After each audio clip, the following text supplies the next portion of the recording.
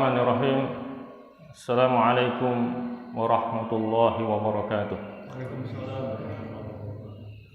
Alhamdulillahilladzi an'ama 'alaina bi ni'matil iman wal Islam. Wassalatu wassalamu ala sayyidil anam wa ala alihi wa ashabihil kiram. Subhanaka la ilma lana illa ma 'allamtana innaka antal alimul hakim wa tub 'alaina innaka antat tawwabur rahim. Allahumma hab lana qawlan sadiqan wa 'amalan salihan wa farajan 'ajila ya arhamar rahimin. Wa 'asyiral muslimin wa muslimat rahimakumullah. Syukur alhamdulillah. Marilah senantiasa kita panjatkan kehadirat Allah Subhanahu wa taala atas limpahan rahmat, taufik serta hidayah, nikmat kesehatan dan kesempatan sehingga pada pagi ini kita bisa melaksanakan sholat subuh berjamaah, kemudian kita teruskan dengan saling nasihat menasihati dalam kebenaran dan kesabaran.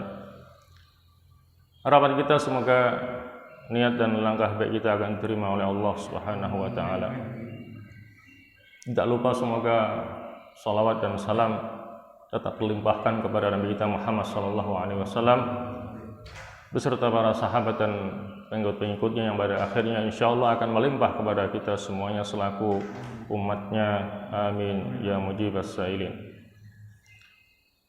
Ya mas sekalian yang dirahmati Allah, pagi ini seharusnya yang mengungsi adalah Ustadz Nur Khozin ya. Tadi malam saya di bel sekitar jam 9. Tiba-tiba beliau tidak enak badan. Ya. Katanya badannya panas, kemudian perutnya sakit. Makanya kita doakan ya, semoga Ustadz Nur Khozin segera diberikan kesembuhan sehingga bisa beraktivitas sebagaimana biasanya. Allahumma rabban nas adhibil bas Ishfi marada al-Ustadz Nur Khozin fa innaka antas syafi la shifaa illa shifaa'uk shifaan la yughadiru saqama. Amin ya mujibas sa'il. Ya mas sekalian yang dirahmati Allah, pagi ini kita akan membahas sebuah hadis Rasulullah sallallahu alaihi wasallam yang di dalamnya menjelaskan tentang 3 dosa besar yang paling besar. Adapun hadisnya adalah sebagai berikut. An Ibnu Mas'ud radhiyallahu anhu qala sa'altu Rasulullah sallallahu alaihi wasallam ayyu dzambi a'zam? Qala an taj'ala lillahi niddan wa huwa khalaqaka. Qultu thumma ayyun?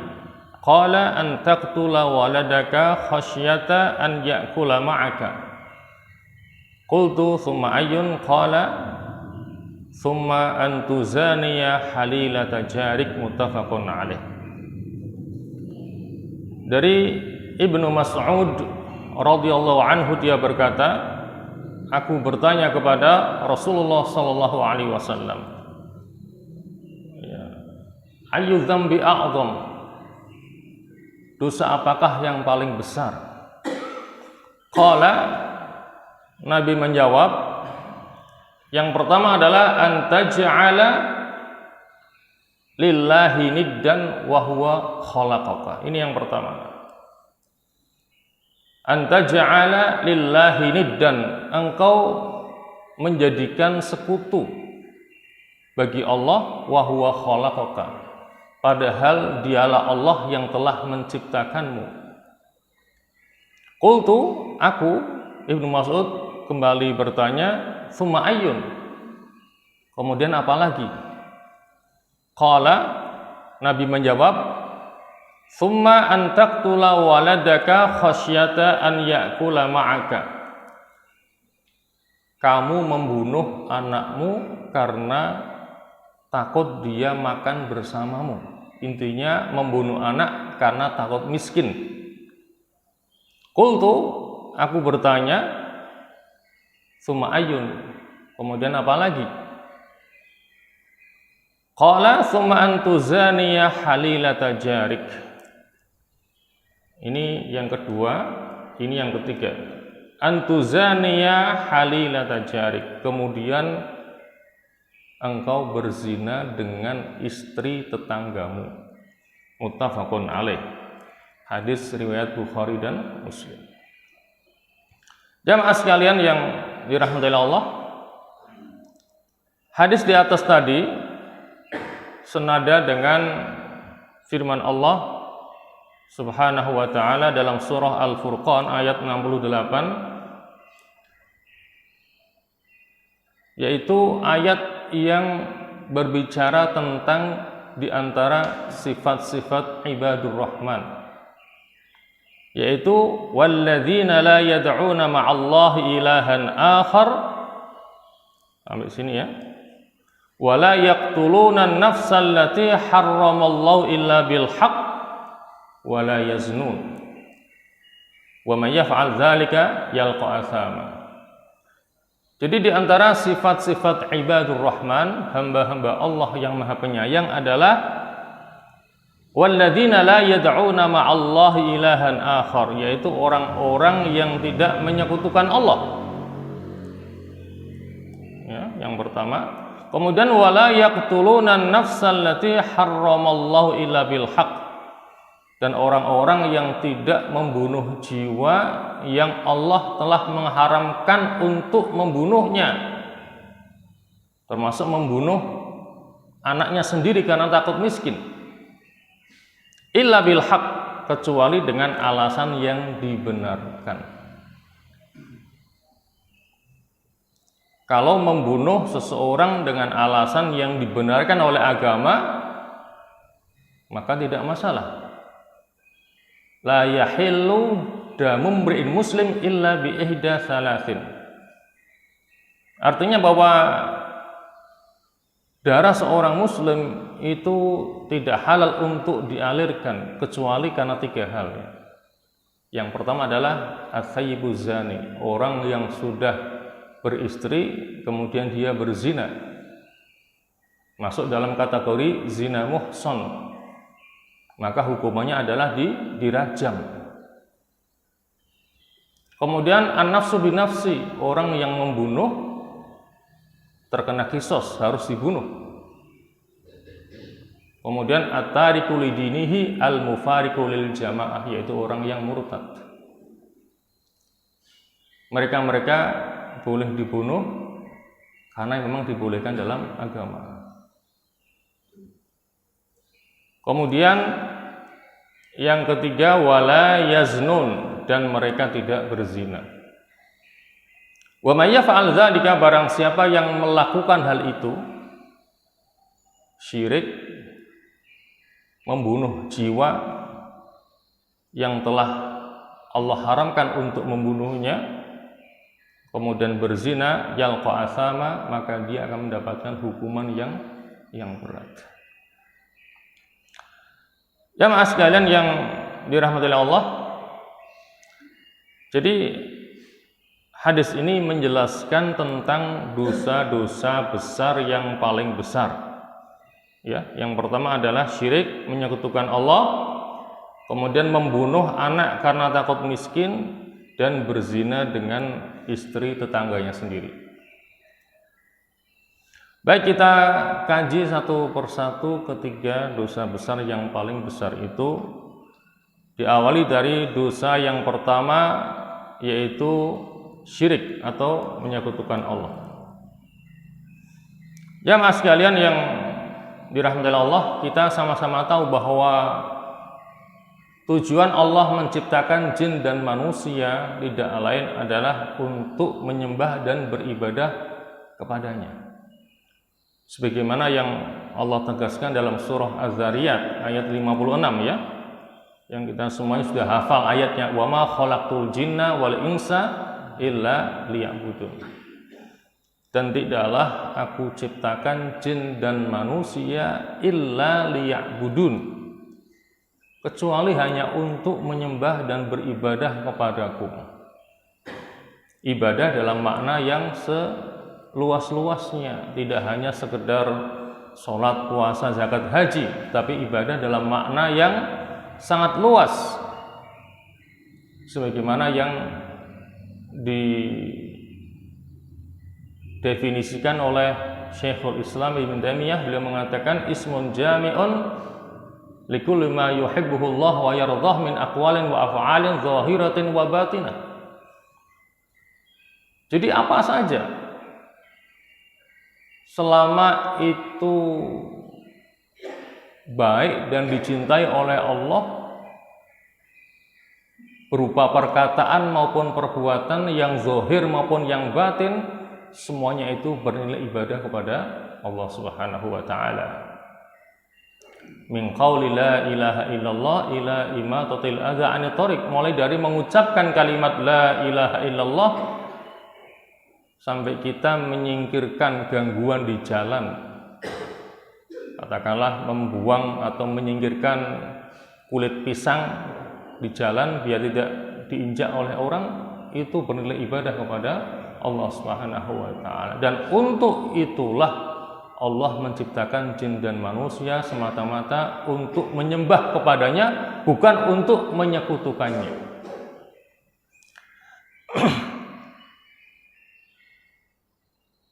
Ya mas sekalian yang dirahmati Allah, jika seorang hamba mengetahui bahwa Allah Azza wa Jalla menciptakannya untuk beribadah hanya kepadanya, maka ia harus mengetahui bahwa ibadah tidak dinamakan ibadah kecuali dengan tauhid.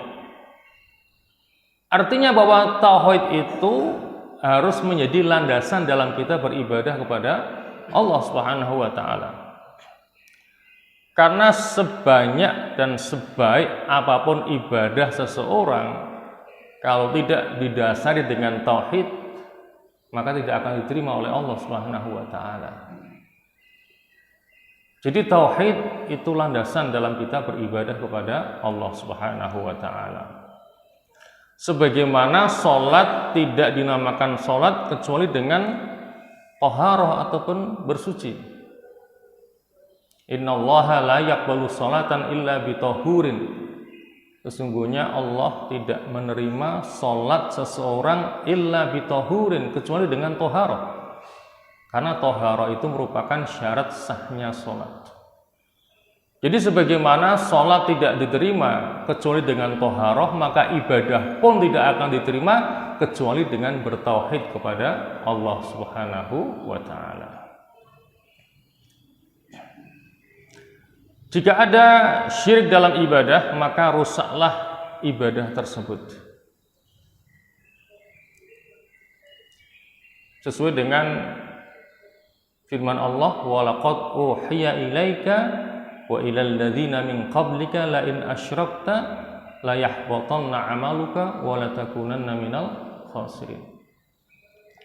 Sungguh telah diwahyukan kepadamu wahai Muhammad, dan juga kepada nabi-nabi yang sebelum kamu, lain asyrakta, kalau kamu sampai syirik, la yahbatanna amaluka, maka amalmu akan hancur, wala takunanna minal khasirin, dan sungguh kamu akan termasuk di antara orang-orang yang merugi. Bayangkan, Nabi Muhammad masih diingatkan untuk tidak syirik, apalagi kita selaku hambanya yang rentan untuk melakukan kesyirikan. Ancamannya apa?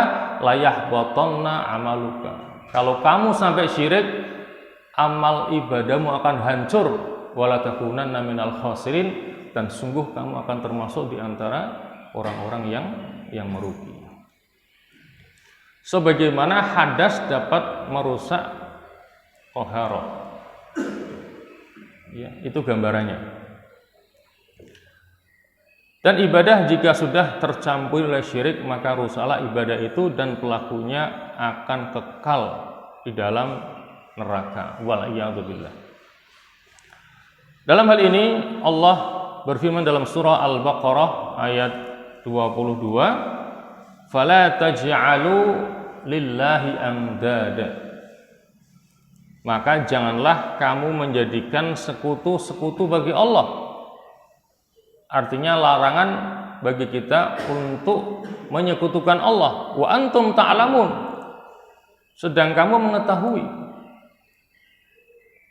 kamu mengetahui Allah lah yang telah menciptakanmu, maka kewajibanmu untuk beribadah yang sebaik-baiknya kepadanya, untuk bertauhid kepadanya, dan jangan sampai menyekutukan Allah Subhanahu wa ta'ala.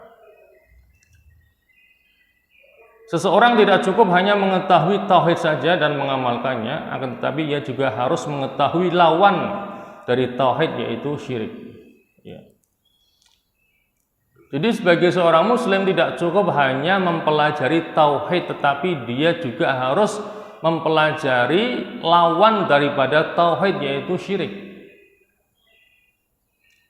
Karena khawatir akan terjebak pada perbuatan tersebut yang dapat merusak tauhidnya.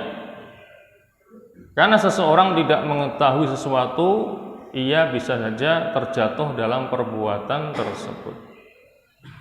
Makanya ada ungkapan yang menyatakan bididdiha tatamayyazul asya. Bididdiha dengan lawannya tatamayyazu al asya, maka sesuatu itu akan jelas perbedaannya. Kalau kita ingin membedakan antara tauhid dengan syirik, ya kita harus mengetahui kedua-duanya. Apa itu tauhid, apa itu syirik, sehingga nampak perbedaan antara kedua-duanya. Jadi dengan menampilkan lawannya, maka sesuatu itu akan jelas perbedaan antara keduanya. Bididdiha tatamayyazu al-asya. Mengetahui tentang syirik dan berbagai macamnya merupakan jalan untuk menjauhkannya dengan yang sejauh-jauhnya. Di sini ada sebuah syair yang mengatakan, araftu syarra la li syarri lakin li tawaqqihi wa man lam ya'rifi syarra minal khairi yaqa'u fihi. Araftu syarra, aku mengetahui keburukan, la li syarri, tidak untuk melakukan keburukan itu, lakin litawaqqihi, akan tapi untuk membentengiku agar tidak melakukan keburukan itu. Mengapa? Wa man lam ya'rifi syarra minal khairi, dan barang siapa yang tidak mengetahui keburukan minal khairi, dari kebaikan, yaqa'u fihi, maka dia akan terperosok ke dalamnya. Jadi kalau kita ingin tidak terperosok dalam kesyirikan, di samping kita belajar tauhid, kita harus belajar lawannya, yaitu syirik.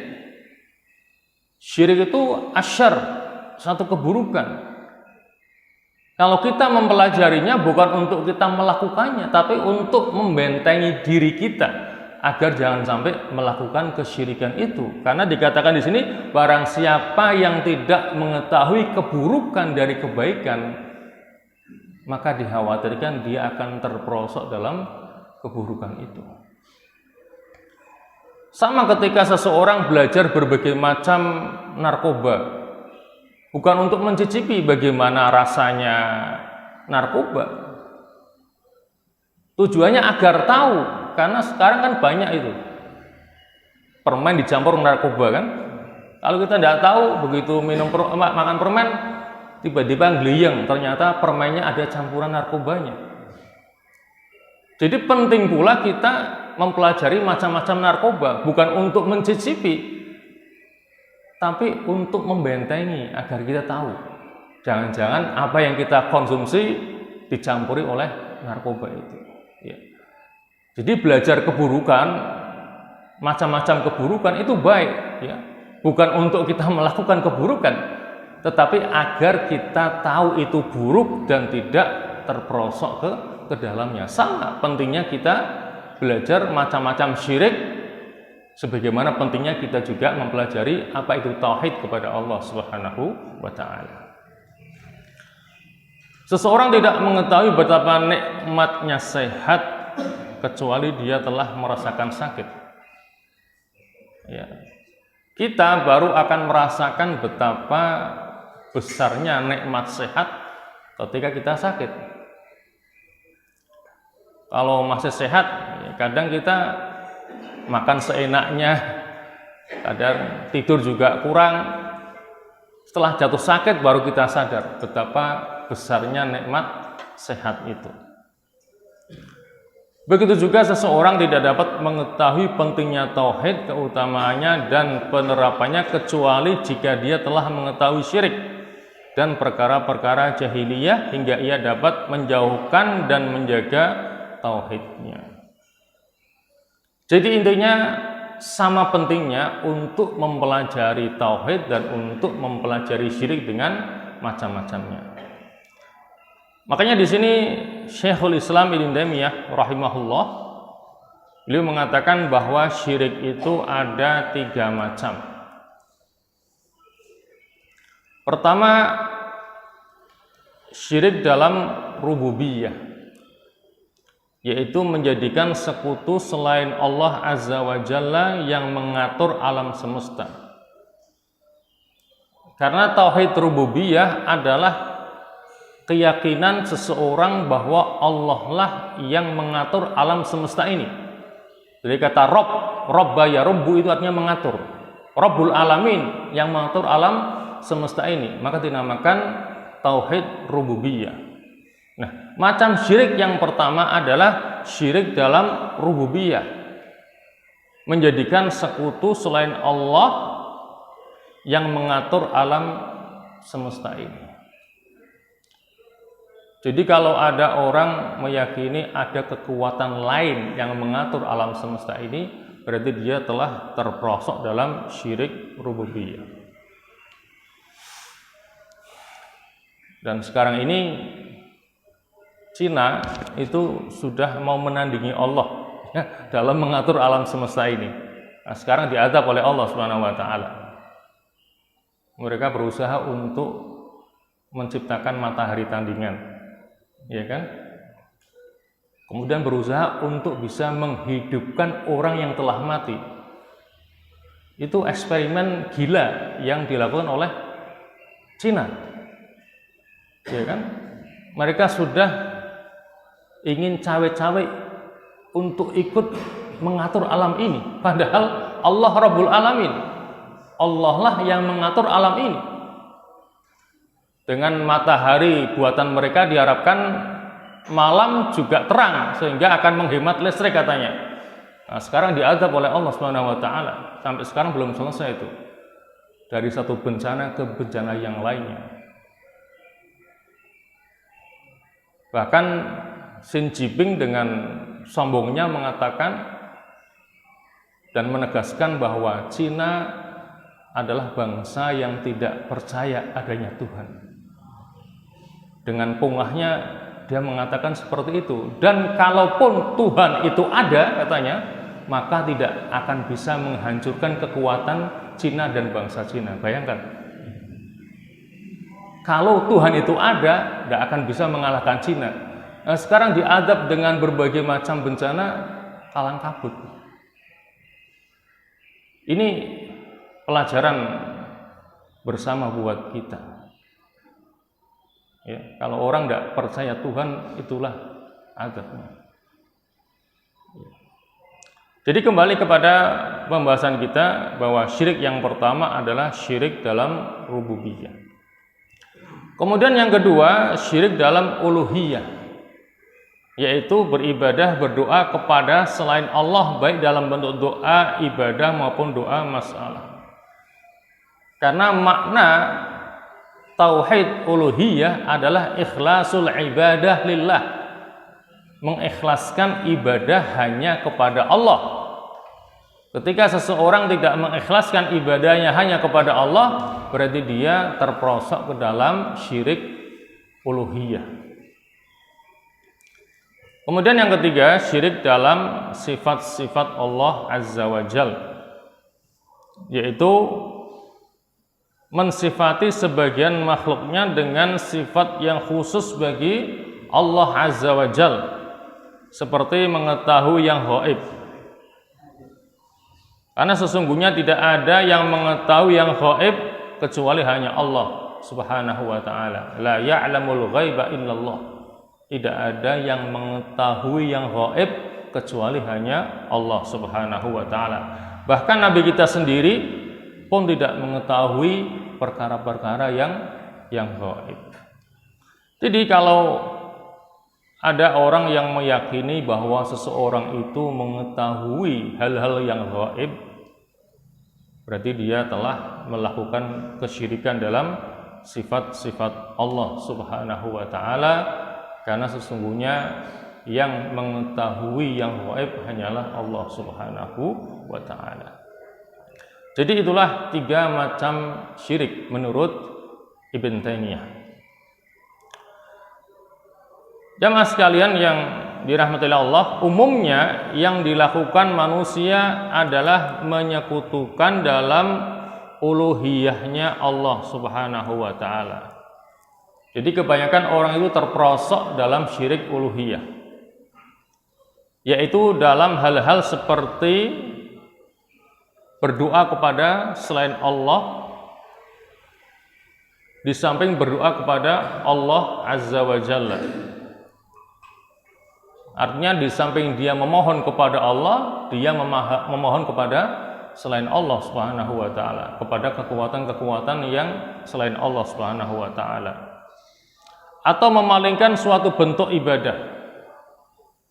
Dicontohkan berkorban, bernazar, berdoa dan sebagainya. Karena semua ibadah itu harus ditujukan hanya kepada Allah. Ketika orang berkorban, ketika orang bernazar, ketika orang berdoa, itu harus kepada Allah. Ketika dia palingkan kepada selain Allah, berarti dia telah melakukan syirik uluhiyah.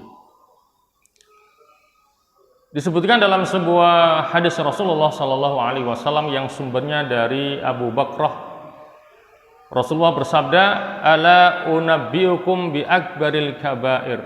Maukah aku kabarkan kepada kalian yang termasuk di antara dosa-dosa besar? Nabi mengatakannya salasan sampai 3 kali.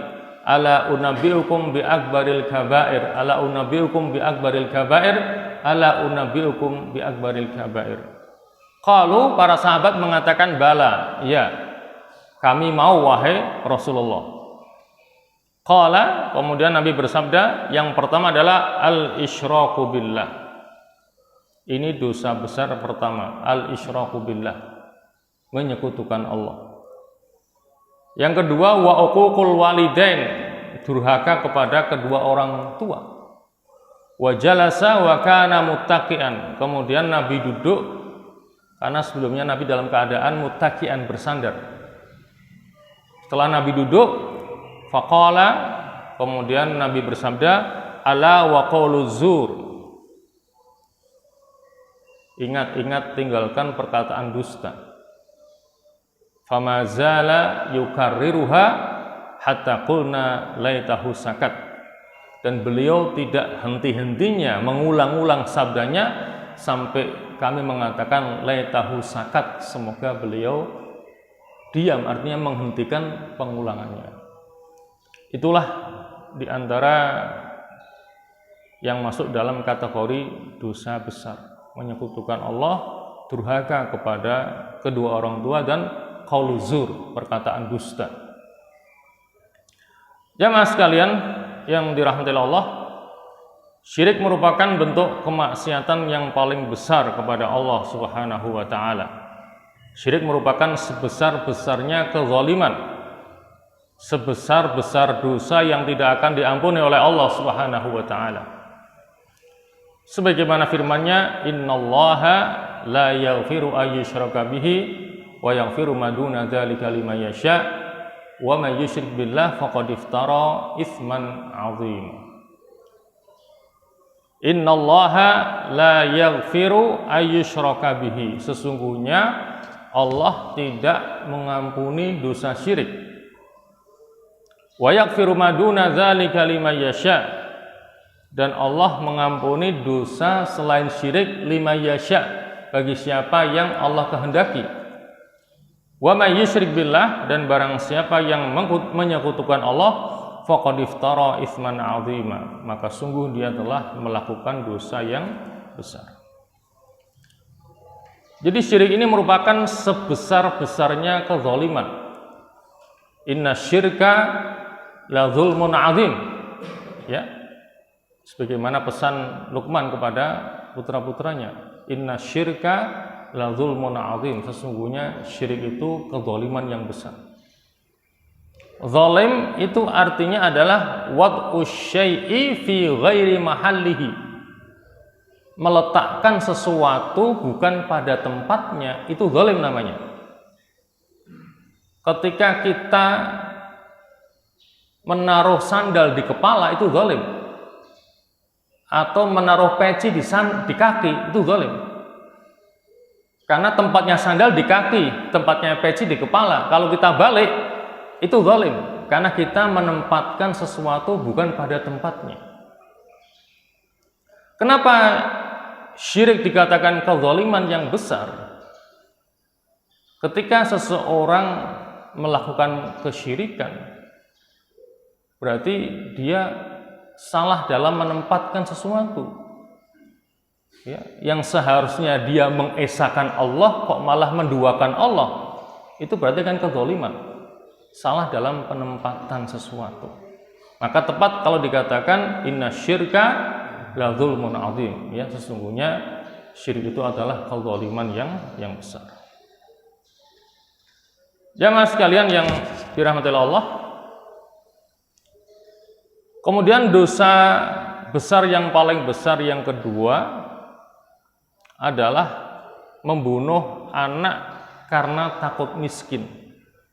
Ini yang kedua, ya. Wa antaqtul waladaka khasyata an ya'kula ma'aka. Kamu membunuh anakmu sendiri karena kamu takut dia ikut makan denganmu. Artinya takut miskin.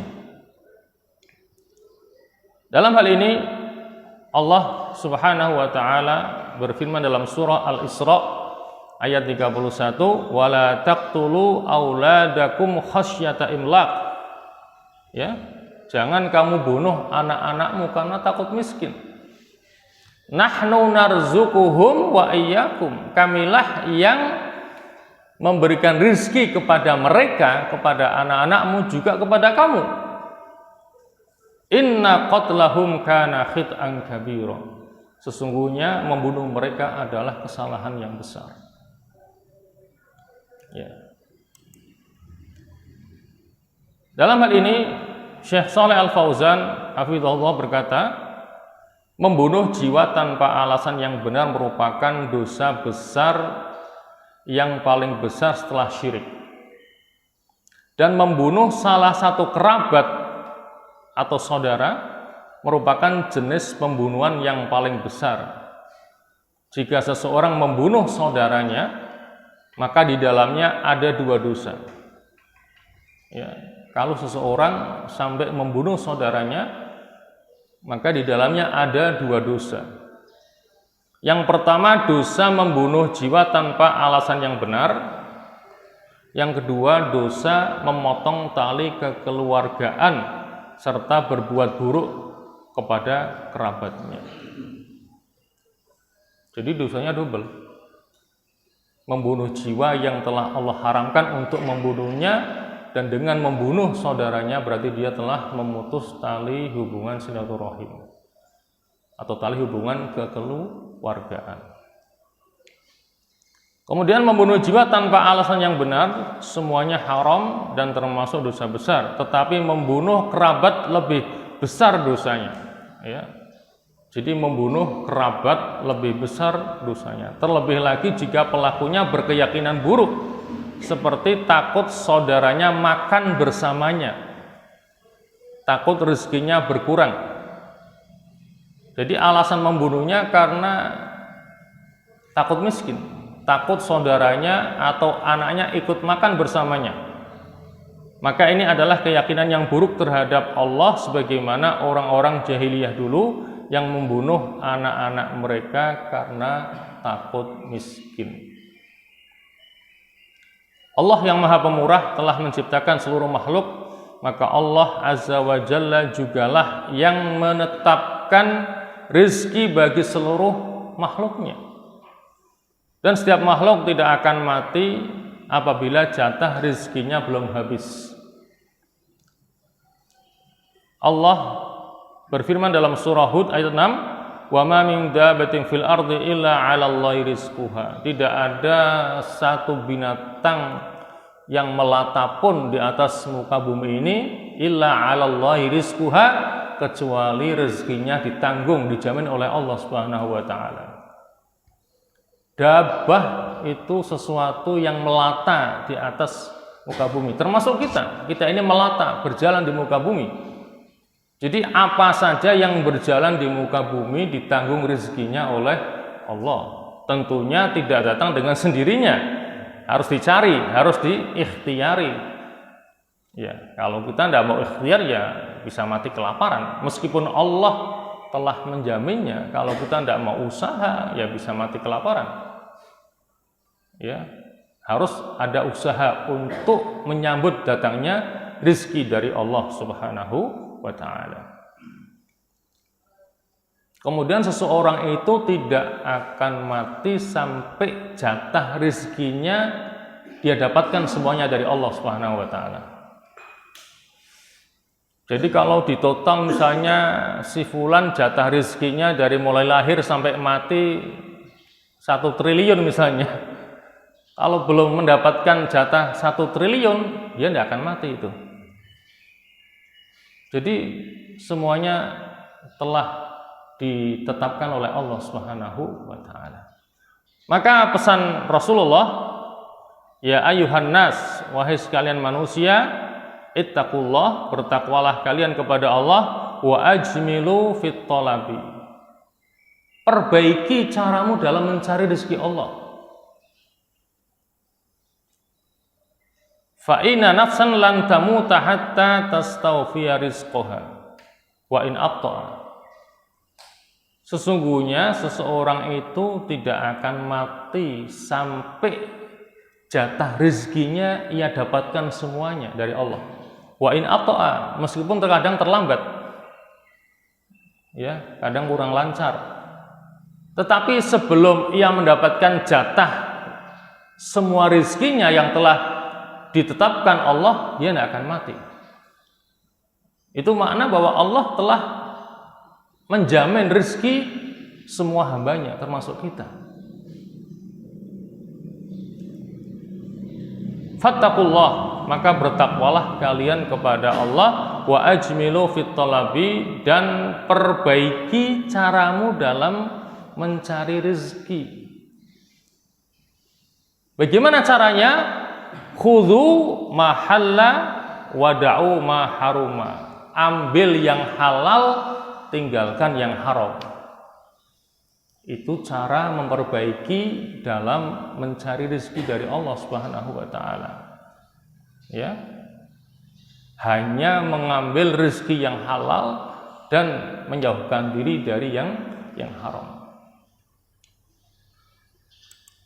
Jamaah sekalian yang dirahmati Allah, rezeki akan mengejar manusia seperti maut mengejarnya. Ya.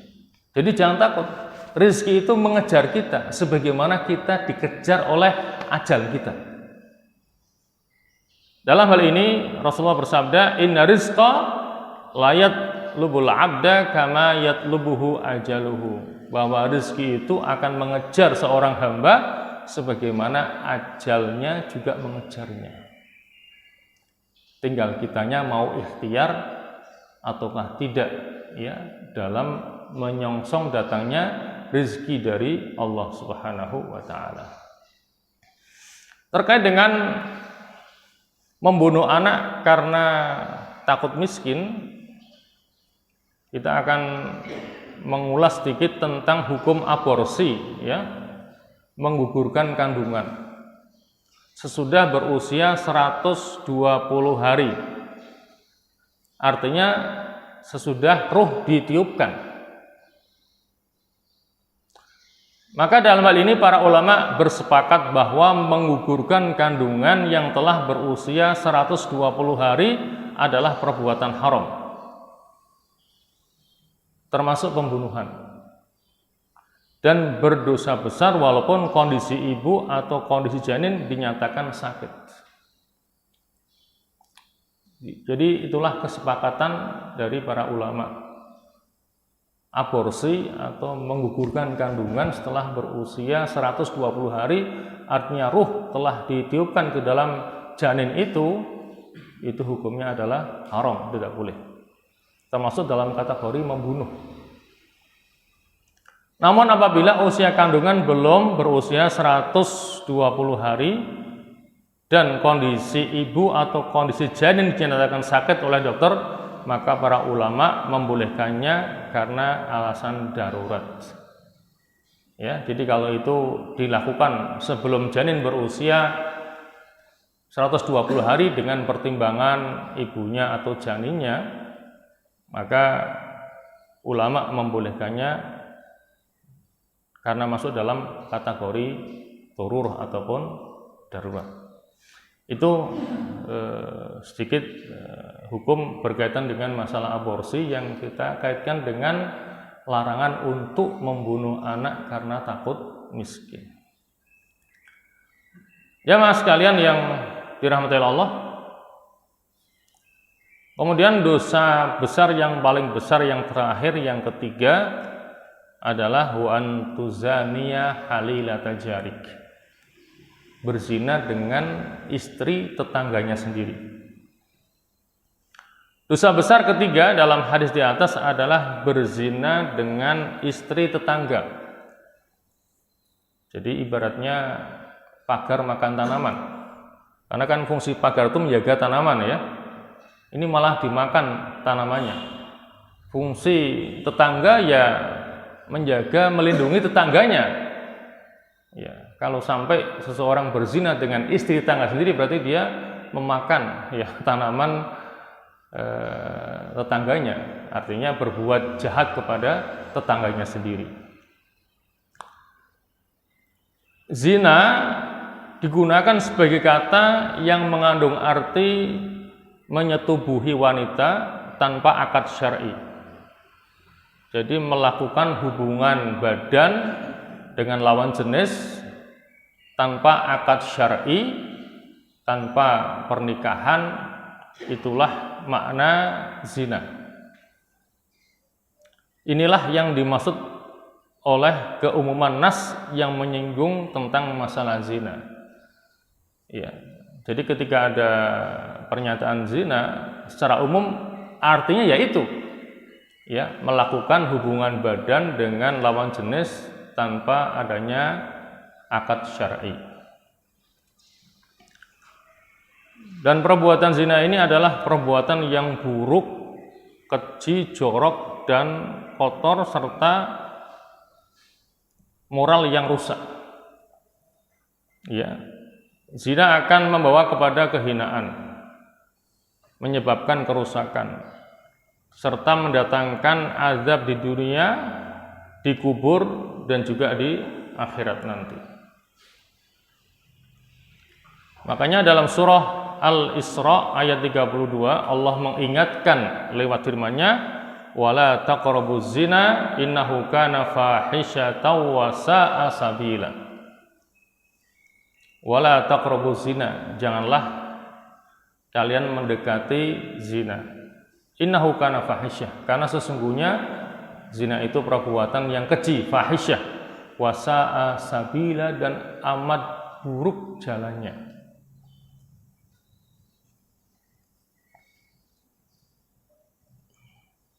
Allah Azza wa Jalla menyebutkan dan jangan kamu mendekati zina.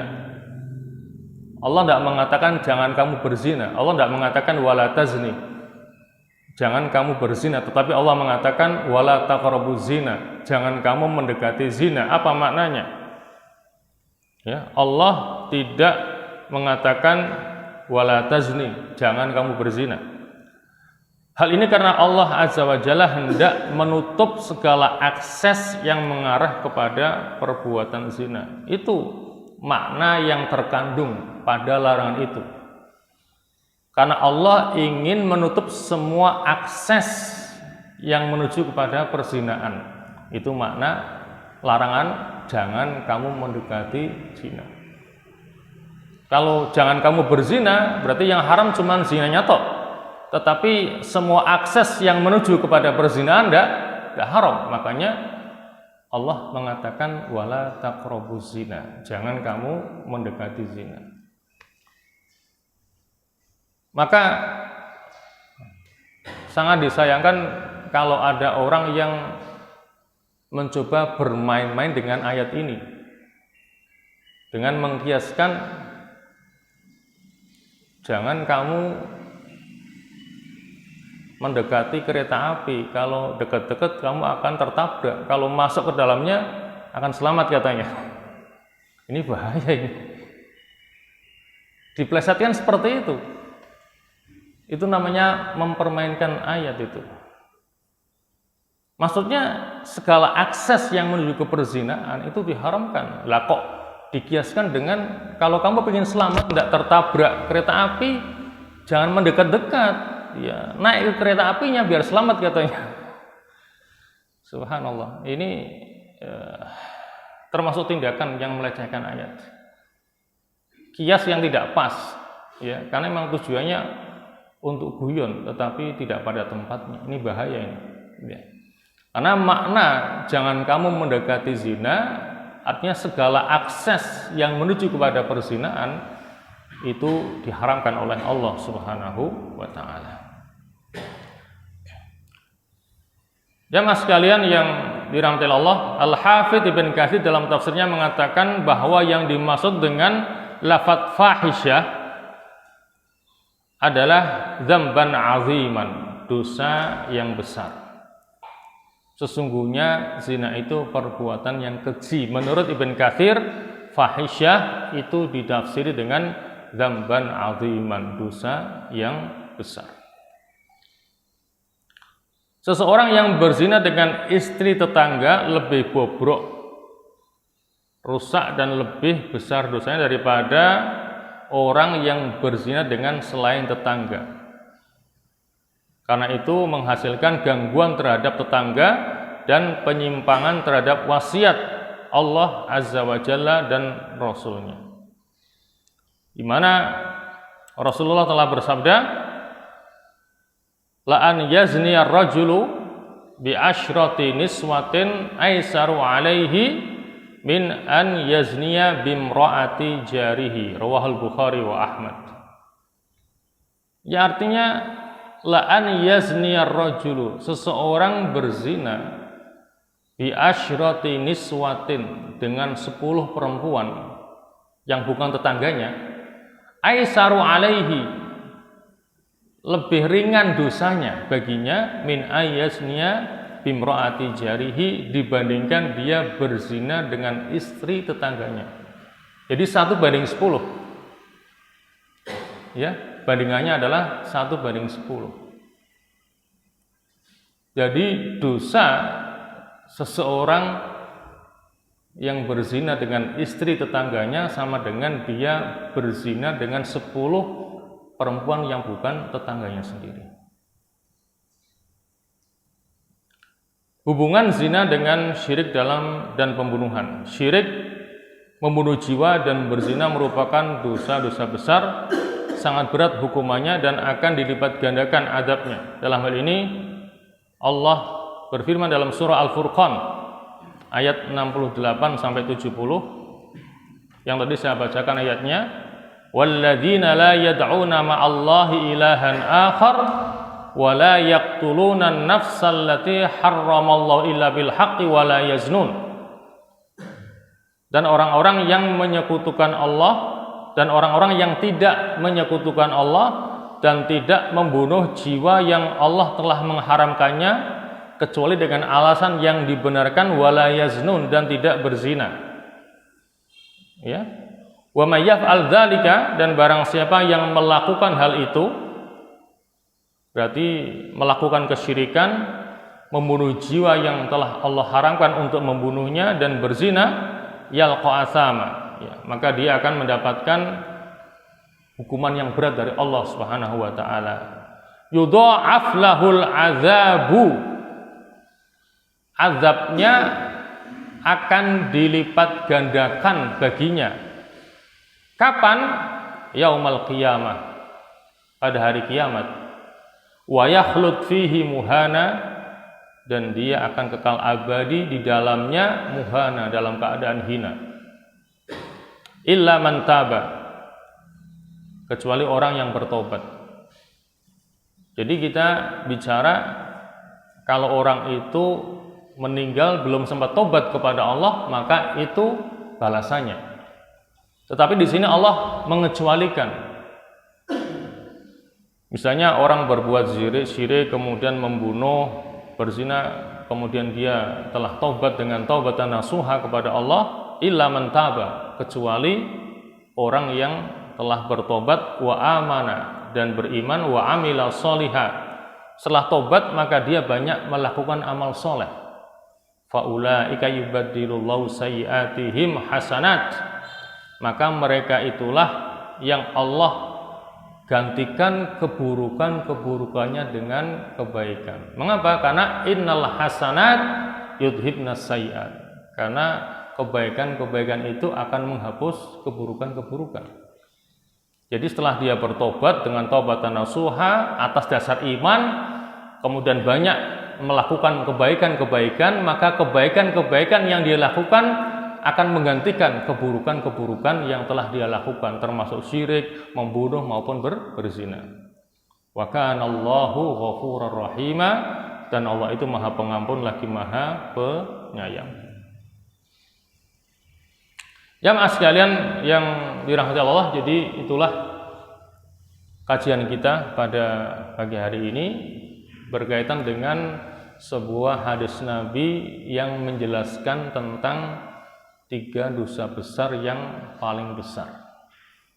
Makanya kita mohon kepada Allah, semoga Allah memberikan kita pemahaman terhadap hadis ini dan betul-betul kita bisa menjauhinya yang sejauh-jauhnya.